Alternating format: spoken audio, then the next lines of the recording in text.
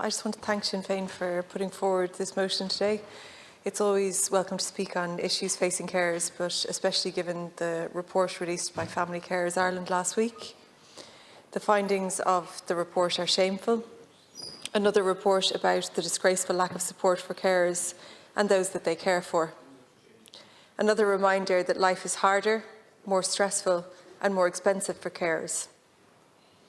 Carers are struggling financially, the stress is impacting on their mental and physical well-being, and the state are not providing critical support services. All of these issues are entrenched, they've been present for years and intensified during the pandemic. We won't improve the lives of carers without real systemic change. They won't be solved by tinkering around the edges and moving the means test up a few euros. The means test needs to go in its entirety, but that's only one facet of the struggles facing carers. 69% of carers report that they find it difficult to make ends meet, with nearly a third cutting back on essentials like food and heat, and nearly a quarter missing at least one mortgage or rent payment over the past year. That figure rises to 35% when it comes specifically to carers who are renting privately or from the council. The housing crisis affects every person in the state, and we can see how it exacerbates other problems we face across society. Carers are facing pressure from all sides. The lack of financial or practical support from the state for their caring duties, cost of living pressures, on top of lack of affordable, appropriate and secure housing. Supports for carers aren't just a matter of money. It needs to be a holistic approach that provides respite, housing support and mental health supports. Nearly 50% of carers are experiencing severe loneliness. This is blatantly down to the demands of caregiving that severely limit social opportunities. That level of isolation compounds the stress and anxiety experienced by so many carers. We need targeted supports and interventions to address the crisis of loneliness among carers, ensuring they have time and the finances to be able to engage with their communities and help to build social networks that they can depend on. And an essential aspect of that is respite services. 72% of carers have never received a single moment of respite care, rising from 65% in 2020. This is an issue that I and others have been highlighting for years now, and despite countless promises from government, availability of respite services is more scarce than ever. Research has consistently shown that respite improves well-being of individuals and their carers. Respite is about giving everyone a break, giving the individual and family some space. This allows everybody a chance to rest and recharge. We all know the incredible stresses faced by the families with either children or adults with disabilities. No one can live under that pressure without it affecting their mental and physical health. Families and carers need respite. Respite is an opportunity for disabled people to increase their independence, to socialise with other people, and to experience new and different activities.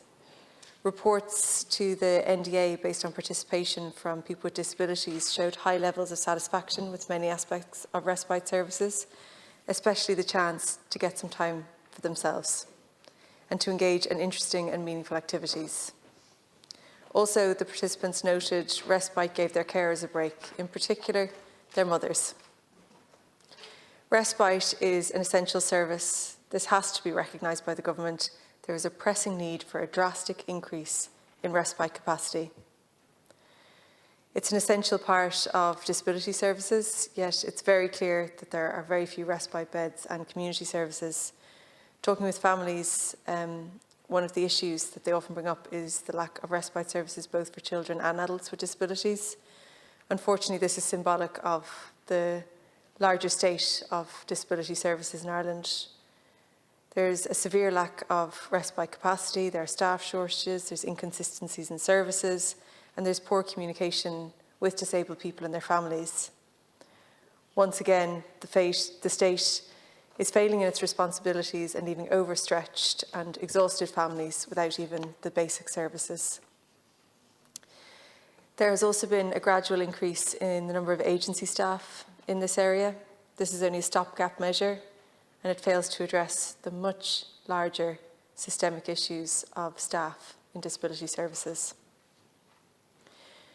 Respite needs to be treated as a vital service for disabled people and their families. Until the government appreciates its importance and many benefits, thousands of families will continue to be denied it. Figures released to me by PQ Response show that there are currently only 46 public respite beds in Cork, down from 73 in 2018. Access to respite has still not recovered from the pandemic and the closure of community nursing units. Respite services are incredibly important, but they're also symptomatic of the larger issues around disability services. They just don't seem to be a priority.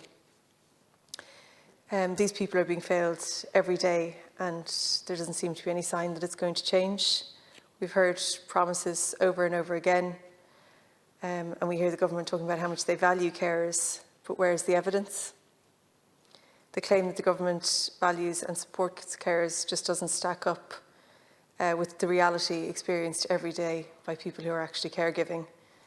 If you compare the kind of government rhetoric to the reality contained in the Family Carers Ireland report, there's a very stark difference. The daily financial struggle, the anger at the lack of services, the constant anxiety about the absence of supports, and the dread about what will happen to their loved ones when a carer is no longer around.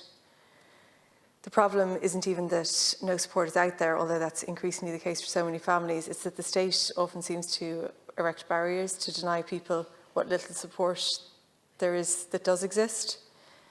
Qualifying criteria for support that are almost impossible to meet, time-consuming and complicated applications that people don't have the time or the energy to fill out, and an attitude of complete apathy from state institutions that chips away at people's morale and their sense of self-belief.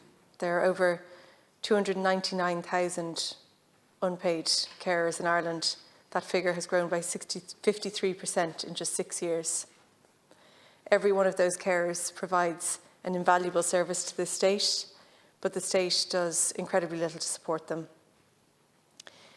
Too often, it actually does the complete opposite and makes life actively more difficult and expensive for them. Carers need to be supported.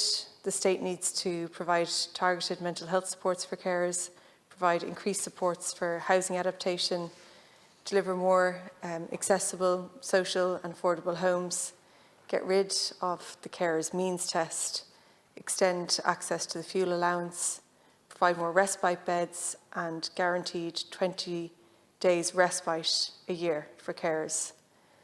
Minister, it's past time that the state introduce these measures to improve not just the lives of carers, but also the people that they're caring for.